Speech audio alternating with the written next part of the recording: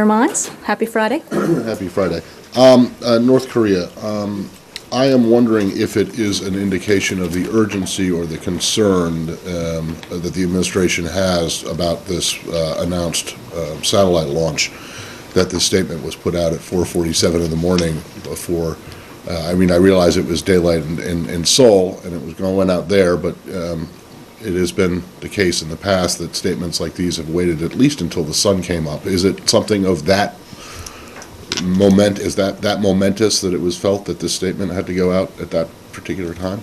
Well, let me tell you, Matt, that I did think of you at 4:20 this morning when I approved the release of the statement, and I had a feeling that we would hear from you about this issue. Yeah. I just want to know if it's an indication of that this is something that the administration thinks is so serious that it warrants putting out a statement when most people are asleep. Well, our concern, as you know, was that the North Koreans had put out a public statement of their own about this satellite launch, and we wanted to make absolutely clear what our views were with regard to it without much time passing from the release of their statement. So had we waited until daylight in Washington, we would have had it just sitting out there unresponded to for some 5 hours. So it is an indication of the seriousness that you take this with. Okay, and then just on the other technical point on this before I get into the substance is there seemed to be two versions of it. One in your name and one in the Secretary's name. Yeah, it was meant to be in my name. We had a little bit of a technical glitch when it got switched to some of the web servers who push it out on the web. They put it on the wrong header. It was intended to be in my name. Okay, but does that mean anything? No. No.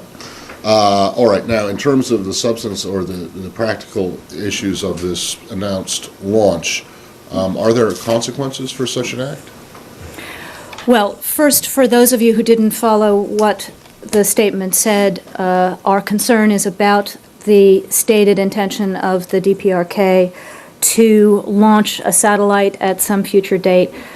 A North Korean launch of a satellite would be highly provocative, as our statement said this morning, to remind that UN Security Council resolutions 1718 and 1874 very clearly and unequivocally require North Korea to suspend all activities related to its ballistic missile program, including the conduct of launches. And Resolution 1874 actually says in the text, it demands that the DPRK not conduct any further nuclear tests or any launches using ballistic missile technology.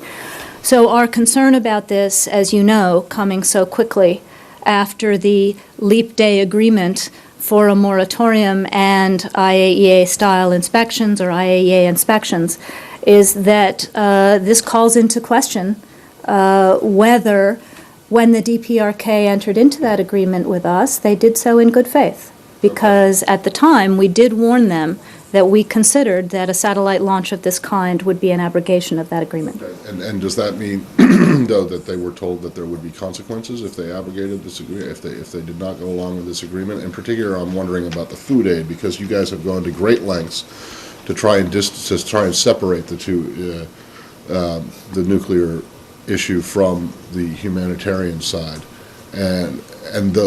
but at the same time they made a distinct linkage between the two of them. So without being inconsistent on your part, is it something, since they took the step of linking them, is it something that you could rethink now, food aid, because they have violated their part, or announced that they're going to violate their part of the agreement? Well, as you say, Matt, we make it a practice not to link humanitarian aid with any other policy issues, particularly in the case of the DPRK, and we do want to assist the North Korean people, particularly those who the regime has chosen to neglect.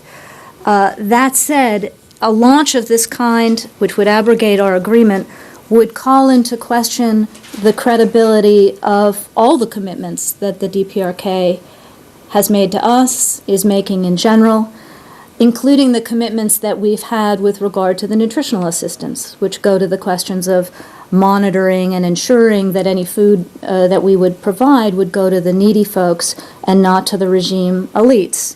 In addition, were we to have a launch, it would create, obviously, tensions And that would make the implementation of any kind of a nutritional agreement quite difficult. It would very much imperil the environment.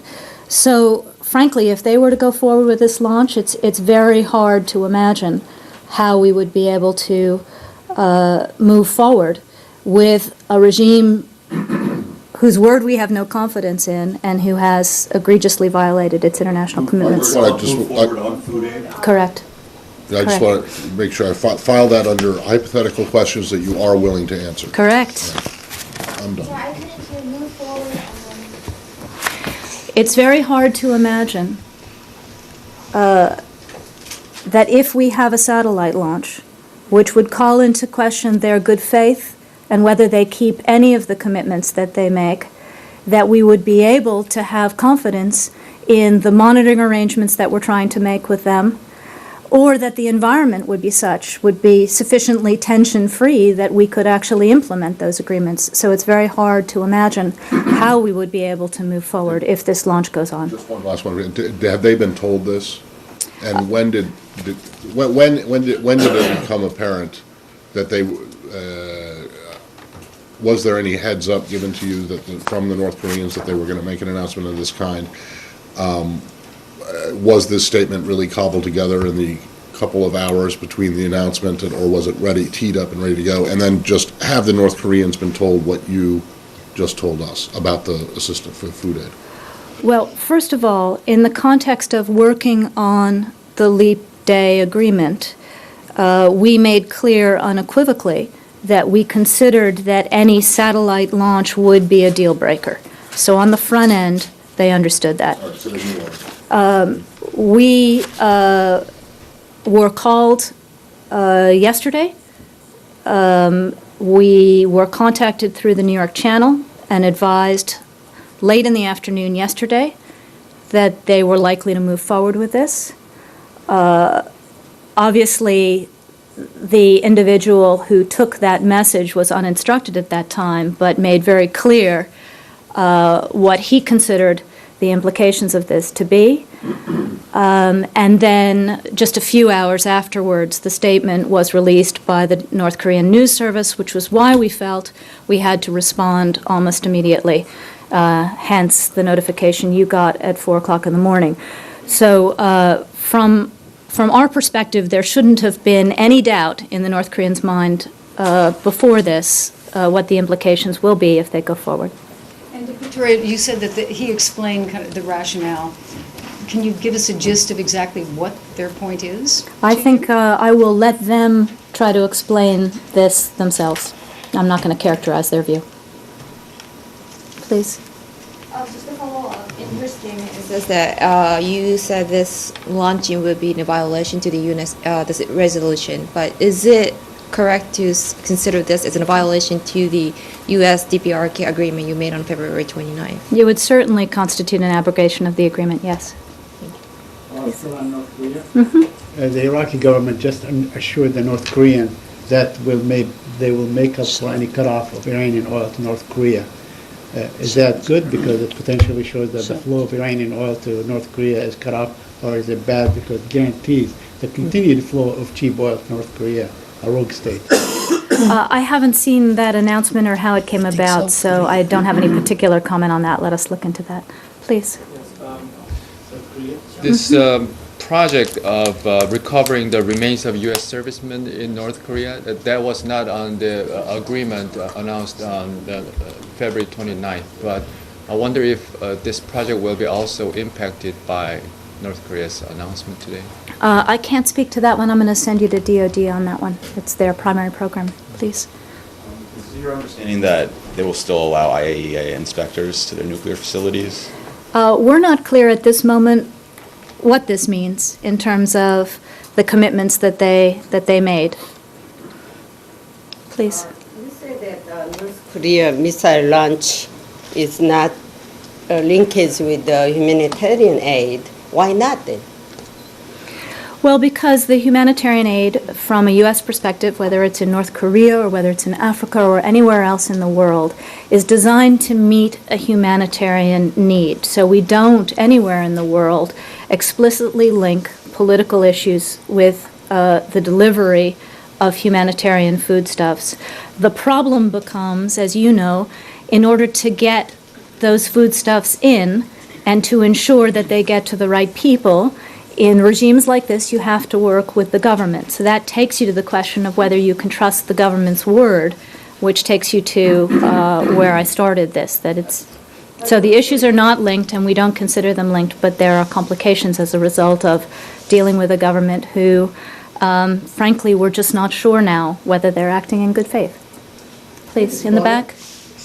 On the statement, you mentioned this is a missile launch, but now you said this is satellite launch. So U.S. is considering this is a missile launch or satellite-mounted rocket launch? Well, the DPRK announcement talks about a satellite launch. However, as we know, it requires the use of missile technology to launch a satellite. And it's the use of the missile technology that is an explicit violation of UN Security Council Resolution 1874. So it's a matter of semantics whether you call it, I mean, they say they're launching a satellite. We say you're launching it with ballistic missile technology, which the UN Security Council resolutions have explicitly precluded. Please, in the back. Next to you, go. Has the U.S. been in contact with Japan or Korea or any of the other six-party talk members, and what's been the substance of these conversations? We have been. While Matt and the rest of you were being woken up at 4 o'clock in the morning, our special advisor on these issues, Glyn Davies, was on the phone to each of the six-party talks counterparts. So he has now spoken with all of them by the time it was daylight in Washington. Including the North Koreans? He has not spoken to the North Koreans. The only contact with the North Koreans was the contact that we had in New York last night. What's the next step? Will you plan to contact the North Koreans through the New York Channel or meet with them in person? Well, obviously in the context of the six-party talks consultations that we had in the wee hours here in Washington, the agreement is for everyone to use their influence with the DPRK to encourage them not to make this launch and not to violate their international obligations and to recommit to the Leap Day Agreement. We'll see if that is the way this goes. Just on the food aid and the logistics for it, it had been getting pretty close to being done, correct, after the meeting that Ambassador King had in Beijing. Does that mean you basically have put that on hold until either the North Koreans say, never mind, we're not going to do this launch, or they actually do it, in which case it's canceled completely? I mean, how do we describe where the food aid is now? Is it pending? Well, I think you can certainly describe the concerns that I articulated at the beginning here about whether they're acting in good faith and the fact that all of those things need to be clarified. As you say, we were relatively far advanced. Ambassador King, in fact, was in Rome talking to the World Food Program about delivery and that kind of thing. But I think we're going to take a pause here and see what happens. So on hold is the best. I think you can say that we need more reassurance now. Was it naive of the administration to have reached and then announced the February 29th agreement, given that it's only taken about 17 days for, in your view, the North Koreans to violate it, as they have violated a great many agreements in the past? Well, first of all, let me just say that they have announced that they may have a launch or that they will have a launch. They have not actually had that launch, so we all need to encourage them to change course. Remember, Arshad, that the agreement that was reached on Leap Day was something that we had been talking about on the nuclear side since August, and we had been through 3 rounds of direct talks, U.S., DPRK. We had had other members of the six-party working with the DPRK for those kinds of commitments. So there was nothing rushed or unthought through about that agreement from our perspective. It took a long time to work through, and then, of course, we had death of the leader and change of leadership in the middle there. I think that our expectation, obviously, on Leap Day, when we issued our statement and the DPRK issued their statement, that the DPRK's statement was representative of the full intentions of the regime, and that we could move forward on that basis. Obviously, at the time, the Secretary made clear that it was just a first step, that it had to be tested, that we had to get the IAEA in there to verify the various aspects of the moratorium that they had committed to. So at no time did we consider that this was a done deal or clear sailing, and it was only a first step. But obviously, it's of concern that we worked so hard together on these parallel statements that we thought that that would be a good first step to getting ourselves back to a solid conversation with the DPRK about meeting its international obligations, and they understood from the beginning that a move like this would not be in keeping with that. My question wasn't whether it was rushed or whether it was not considered, because obviously it did take a long time, and I'm sure you did consider it. The question, I think, is more, what is the utility of this particular agreement, given the history that the North Koreans have of violating many agreements that they have reached, notably the agreed framework, even more strikingly, the September 2005 agreement to Right. abandon all their nuclear programs, which was, of course, followed by their first nuclear test. Well, I think it's particularly given that history that we were so intent when the two statements were issued to say, good first step, but it has to be tested, the moratorium has to be real, the IAEA has to get in there to verify it, and only thereafter will we be able to decide what this means about the prospect of getting back to six-party, et cetera. Even on Leap Day itself, nobody was sort of jumping for joy and predicting that this was a massive turning of the page. That said, I think, obviously the statement that we had today from the DPRK was, as I said, it's really difficult to figure out how we move forward from here. Kemi? Logistical talks and meetings that were taking place, has everybody just been told to stand down? Well, again, I think the stage that we were at was we were working with the IAEA on how they might plan for their trip to inspect. That doesn't seem to make a lot of sense till we get a little bit more clarity, but we'll see. On the nutritional assistance side, we were working with the World Food Program and others on how the monitoring agreement might be implemented, who might actually deliver. So, as I said, we need to take some breath here and see what happens. I'm sorry, where you said what doesn't seem to make a lot of sense? I said it doesn't seem to make a lot of sense that in the context of the potential that this deal might be abrogated, that we would expect the IAEA to be getting on a plane now. So I think we need to talk to them, and we need to continue to talk to our six-party partners. Why isn't there utility, even if they have said that they will violate one aspect of the agreement, why is there not utility in testing another one, which would give you IAEA boots on the ground, which is something that the U.S. government generally thinks is useful? Well, it is a good point, Arshad, and I think we need to review all of those options as we go forward here. But, all of us were woken up by this in the middle of the night, so we need to think about what makes sense. Jill? Sorry, just one kind of general question. It's a new regime, a new administration in North Korea. Is there any way that this was handled that is different from the way North Korea has handled things before? Anything that seemed a little odd? You're saying it doesn't seem to make sense, you're not quite sure. We've heard phrases like that before. But is it the same modus operandi?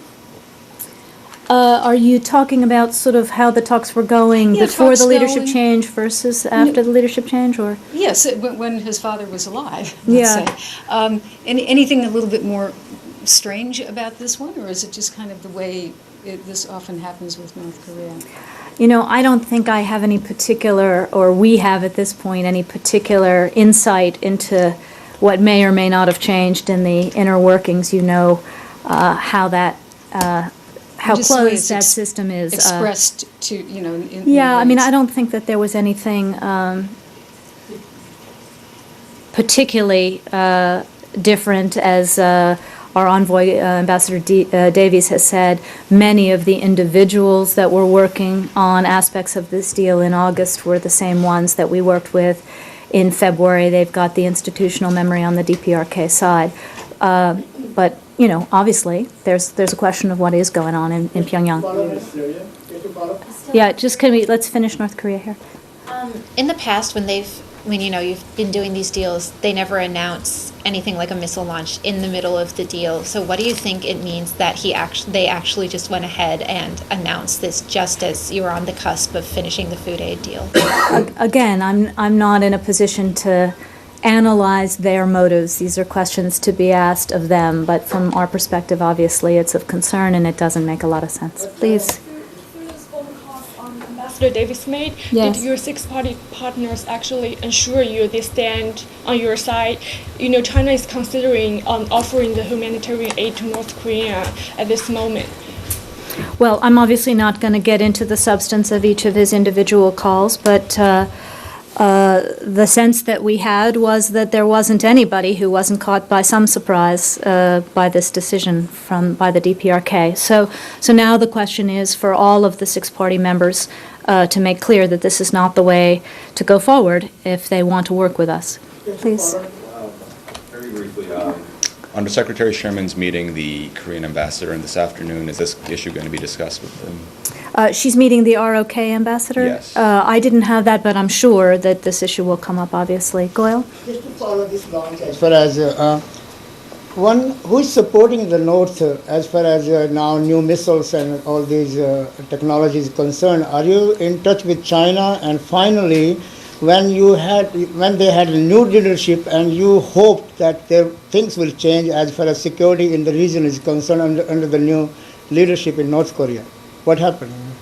Well, I think I mentioned that we have already spoken to the Chinese and we will continue to work with them. They are, as you know, the chair of the six-party talks, so they have a particular relationship with the DPRK and quite a bit of influence. So, I can't remember what your second question was, Goyle.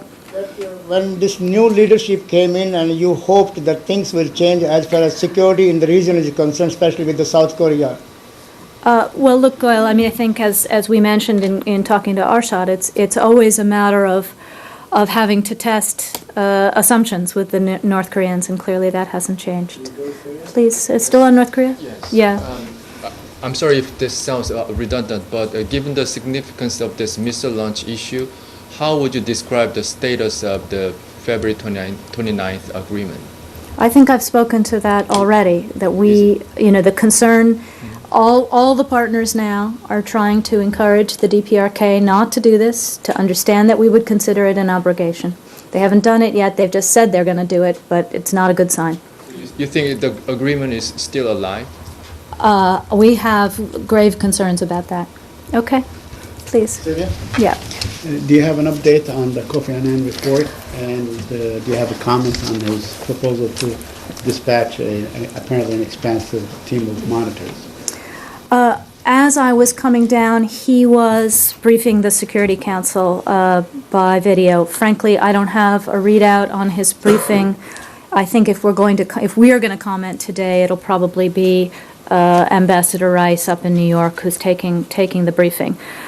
He, as I understand it, he and his team were working on an urgent monitoring effort to try to support getting the humanitarian aid in.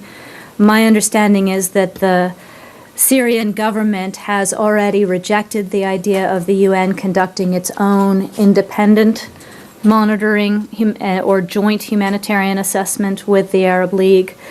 And they've proposed instead that this be a Syrian inspection supported by the UN. Frankly, we don't have any confidence in that government to inspect itself, particularly on the humanitarian side, the way it's been treating its people. What we were looking for, and I think what Kofi Annan is looking for, but we'll wait and hear what he has to say, is a neutral, impartial, independent assessment of the situation that comes from the UN with regard to what's needed. So, we will continue to push for that, and we'll wait and hear what Kofi Annan says about that when he reports. The Russians indicated that they will support whatever suggestions Kofi Annan will make. Do you feel that you have a close position with them on this issue?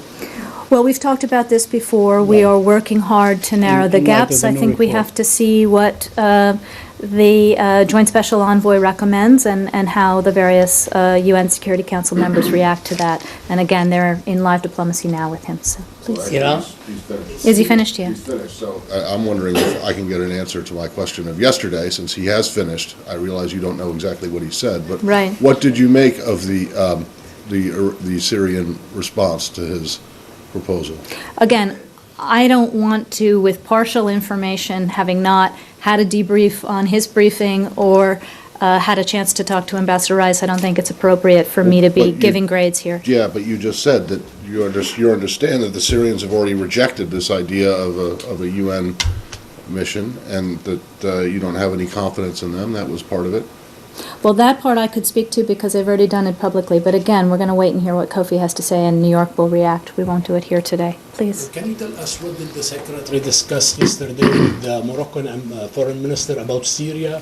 And he's going to visit Turkey tomorrow. Well, as you know, the Moroccans are on the Security Council. They've played a leading role in representing the views of the Arab League as a whole and in trying to bring the Security Council together. So they had a good discussion about the fact that Kofi Annan was going to be briefing, that we need to support him, that he has been very supportive of the Arab League position. They also discussed, we've got some upcoming GCC and Arab League meetings there. But, you know, the U.S. and the Moroccan position are extremely close on this issue, so it wasn't a contentious conversation in any way. Did you hear from the Turkish government about their idea to have safe zones for the refugees on the border with Syria? Well, I think the Turkish government, the Turkish authorities have been making clear for some time their concern about the number of refugees who are coming over, about they are, as you know, the hosts of large refugee camps. We are obviously continuing to consult on the whole range of Syria issues, and Turkey will be the host of the next Friends of the Syrian People. So we're obviously working with them on that, and we will talk to them after we hear from Kofi. Wouldn't that, like a humanitarian area like that, wouldn't that require troops? And would the U.S. support foreign troops going into Syria? Again, Kemi, I think I'm not going to get into hypotheticals. I mean, I think the Turkish proposal we've heard articulated in various ways, whether it's a safe area inside Turkey would be one thing, a safe area that spanned the border, as you say, would be another thing, and the question would be how one could ensure access to it or secure it. But again, I'm not going to get into speculating about a proposal that, as we understand, is hypothetical on the Turkish part at this point. Do you know if the head of the CIA discussed those issues with the Turks in terms of where should the safe area should be inside? Saeed, what am I going to say Well, in I'm response saying, to that question? Let me see if we can guess. I'm going to suggest that you go talk to the CIA about what their director might have said. Please. The very strong comments by... All right, so let's finish on Syria. Okay, sorry. Yeah, anything? Catherine? Report in the Washington Times today that the U.S. Requested that Iraq stop Iranian cargo flights into Syria that are, according to intelligence, carrying arms. Was that request made, and what did Iraq have to say in response? Well, without getting into intelligence matters, we are concerned about the overflight of Iraq by Iranian cargo flights headed to Syria.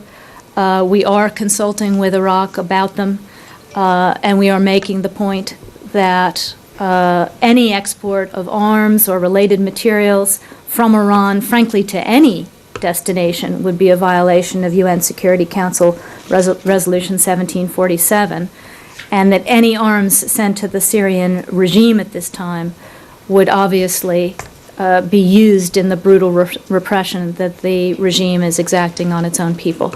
So we are in consultation with Iraq, as are many other states, encouraging the government of Iraq to be absolutely sure about any cargo that's overflying its territory. Just to follow up on that, for Iran to export arms to Syria, would be a violation of 1747, you said, correct? Correct. But for Iraq to permit, would it be a violation of 1747 for Iraq to permit overflights of cargo planes whose cargo it doesn't, it's not aware of? I can't actually, from here, parse the legal obligations for transparency of transship cargo, but the point that we're making to Iraq is to ensure that it is not aiding and abetting in any way a violation of UN Security Council Resolution 1747, and nor that it is helping to arm the Syrian regime, given the positions that Iraq itself, has supported in the Arab League. And then just one other one for me on Syria. I believe Annan has proposed sending a technical mission to Syria next week to discuss a monitoring mission. Given the limitations that were placed on the Arab League's own mission and their decision to scrap that in fairly short order, do you see utility in pursuing such a UN mission? Well, Arshad, again, my understanding is that what the Joint Special Envoy was proposing was actually the first step in the humanitarian effort, the same issue that we discussed before, which the Syrians have already publicly rejected before he could even report to the Security Council. So before we could even evaluate it, the Syrians appear to have rejected it. But perhaps there are two separate ideas here, and frankly, being unbriefed, I'm not sure. Okay. Are we still in Syria? Yeah, Nicole. I may be confusing resolution numbers, but Resolution 1747, this means that Russia is in violation of that as well, right? If they are sending weapons to... No, 1747 is the resolution that requires all states to preclude the export of arms from Iran to any please. On Iran? Yeah. According to some reports, talks with the Iranian may start early April. Can you confirm that, Madam? We don't have anything to announce at the moment. As you know, the EU is in consultations now with the Iranians with regard to both the time and the venue for these talks, but no decisions have been made to my knowledge. Please. Yeah. I want to revisit a question that I asked yesterday about the Secretary's conversation with Foreign Minister Lavrov and whether, in fact, she told Foreign Minister Lavrov, perhaps not as a warning to the Iranians, but told him that this would be Iran's last opportunity to deal with this in the P5+1 context. Is that correct? Matt, I spoke to this yesterday. I don't have anything further to add. I'm giving you another chance. Do you have any reason to think that she would have departed from her prepared talking points when she had her conversation with Foreign Minister Lavrov? The way the conversation was characterized in the Russian press was incorrect. Let's just leave it at that. I don't have anything further from yesterday on that one, beyond that. Please. On Afghanistan, these comments by President Karzai that the US is not cooperating enough in this investigation. Could you give me a reaction to that, and also his call to basically have a much earlier exit strategy for NATO and for the US? Well, I think beyond advising that the President and President Karzai spoke earlier this morning, and I think the White House is going to be reading out that phone call later today.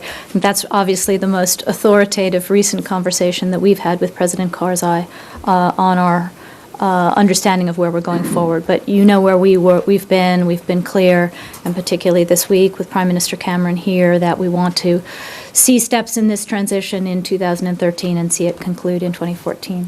Please. No, sorry. There was a report that popped up just before the briefing began about the U.S. cutting funding to a prison.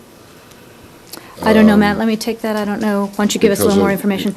Just one other one I've noticed. We've run a number of quotes from President Karzai today, in which he voices, again, considerable anger about the about the incident. Yes. I gather he said these things as he was meeting with some of the family members of the victims. Is he not justified in his anger about this? And do you see a plausible way to maintain good working relations with his government? Well, on the latter question, as I said, the President and President Karzai spoke today. The relationship is very important. It's very important to us, and it's very important to Afghanistan. So on the latter, obviously, we need to keep working together. Is he justified in being angry? We're all justified in being angry. It was a horrific incident. Please, Kim. Is the State Department, is the embassy playing in these negotiations? When Karzai says that the U.S. is not cooperating with the Afghans in this investigation, I assume he's talking about the militaries. The State Department got a role in here to play in this investigation, or the relations between the two? This was an act by an active duty member of the military, so it'll obviously be investigated in military channels. We do not have a role here in that. Please, Jill. Egypt? Actually, before we leave Afghanistan, I had meant today to make clear how saddened the United States was by the death of 12 Turkish soldiers and 2 civilians in a helicopter accident near Kabul. We extend our heartfelt condolences to the families and the friends of the victims, and we understand that an investigation is underway into the cause. Jill? Do you have any update on the aid for Egypt going forward now that all of this seems to be kind of pushed to the side? Well, as you know, before any of the fiscal year 2012 security assistance or economic assistance for Egypt can be spent, Secretary Clinton needs to certify to Congress that Egypt has met certain criteria, or she has to waive those requirements in the national interest. So no decisions have been made yet on these issues. We are, though, now engaged in consultations with a broad cross-section of interested groups to help inform the decision that she will make. These include, obviously, colleagues on the Hill, members of Congress, their staff, who are and will be being briefed, and will be having discussions with them, key Egyptians, both inside and outside of government, members of the U.S. think tank and NGO community, and a broad cross-section of people who have long been involved in U.S. and Egyptian relations. Our goal as we go forward with this process that the Secretary has to make a decision on is to satisfy the intent of the legislation while maintaining the strongest possible foundations for the U.S.-Egyptian relationship going forward, supporting the Egyptian people's aspirations for democratic change and increased economic opportunity, and promoting regional stability. So we don't anticipate making these decisions next week. Perhaps middle of next week. We'll have to see how it goes. So you do or you don't? We do not anticipate making any decisions this week being nearly over. There, we may be able to make, she may be able to be in a position to make these decisions by the middle of next week, but we'll just have to see. And one more thing, you said that you wanted to both satisfy the intent of the legislation while providing a sound foundation for U.S.-Egyptian relations going forward. I mean, is it fair to say that the intent of the legislation is to ensure that the U.S. Secretary of State believes that the Egyptian authorities are respecting the various freedoms that are described?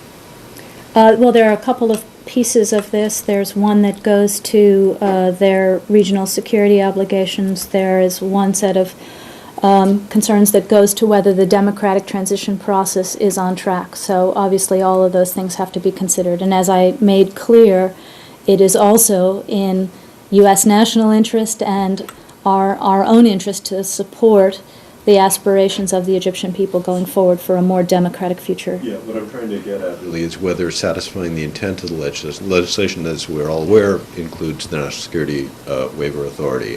So you could argue that if she waives, even if she doesn't believe that they're satisfying the other conditions, that you have still satisfied the intent of the legislation, which part of which was clearly to give her the authority to waive, correct? Well, I'm not going to get into all of the various options that one could consider in this circumstance. What I was trying to do here was to make clear that the Congress set forward some criteria. We share an interest in those criteria. We also have an interest in preserving strong U.S.-Egyptian foundation of the relationship, as does the Congress and as do the American people. And all along, we've been clear that we want to see and we want to support a more democratic and a more prosperous Egypt, and we want to see the region stay secure. So those are a lot of things that have to be kept strong and kept in balance as we move forward with this. And one other question, just sort of an ordinary citizen question. I mean, Yeah. why does the Egyptian military now need and have needed for the last 3 decades more than $1 billion in military aid every year? I mean, why is that? Why does it need that? I mean, it has a peace treaty with Israel, so Israel's not going to attack them, they would presumably think. So why the very high and long-standing, why is this necessary now? Well, I'm not going to, from this podium, I'll send you to DOD to break down what the money buys. However, Egypt has for many, many years played a vital role in regional stability and regional security. It's not only a question of its obligations and commitments vis-a-vis its neighbor Israel, and with regard to Sinai, there are issues having to do with Suez, there are issues having to do with the role it plays as a regional player, and it is in that context that the United States and Egypt have had a very, very strong military-to-military relationship for these many decades. And frankly, as we've discussed from this platform before, that relationship between the U.S. military and the Egyptian military has also enabled us to have influence during this period of transition. It enabled us to have influence at a time when the Egyptian military had to decide whether it was going to fire on its own people or whether it was going to support change. And it's enabled us also to have influence at a time when the military is undergirding this transition until it can get to a place where we can have a handoff to an elected government. Yeah. A couple of follow-ups. Yes. Why can't the Secretary make a decision this week? What is she waiting for? She wants to consult broadly, as I said, and to look at all these factors before making a decision. Okay. Have you coordinated Nancy Pelosi's visit to Cairo? Is she carrying any message for the Secretary, or is she going to be speaking on this issue with people? I frankly, I must admit, was not aware that the speaker was going, so I don't know that there's any linkage between our decision timetable and that. But obviously, Speaker Pelosi is one of the people that we will be consulting with as the Secretary makes a decision. I'm sorry, just one last Yeah. technical question. Mhm. The amount of aid we're talking about, if the Secretary does go forward with a waiver, we're talking about a portion of the aid, aren't we? We're not talking about the whole 1.3 for military plus. Is it staggered, or? Those kinds of decisions have not been made. This is no aid could move without any of these decisions. So how? No waiver or no military aid? No FMF and no ESF. Okay, sorry. Okay. But if it just to does- follow on that, though, None of the 2012 money. Is it your understanding that there could be a partial, so there's for lack of a better word, a partial certification or a partial waiver, so that a portion of that money would go, but a portion would remain on hold pending There are certification or waiver down another certification or another waiver down the road. That's My understanding is that it is, but I. There are a number of ways that the Secretary could choose to implement the intent of the Congress.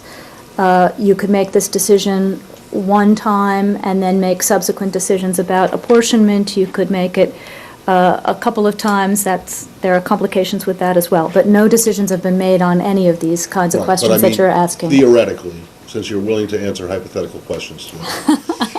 You got me on a hypothetical day. One could say, okay, we're going to give you a partial certification. I'm going to give you $10 for this program, just as an example, or $100,000 for this one program, but then the rest of it's going to have to wait. You know, Matt, each of these pieces of legislation is distinct, and I think before going down the rabbit hole of predicting what is possible under this particular statute, let me just pledge to you that we will make sure you all are fully briefed on the options when the time comes, okay? Are we still on Egypt? No? Okay, yeah. Yes, Can we go to Catherine Said? Egypt, since yes, you- I'm sorry. Yeah. Are you still on Egypt, No, Said? I'm not. I Okay, wanna go to Catherine. Do you have a readout of the Secretary's meeting with George Clooney yesterday? And I don't, and I missed it myself.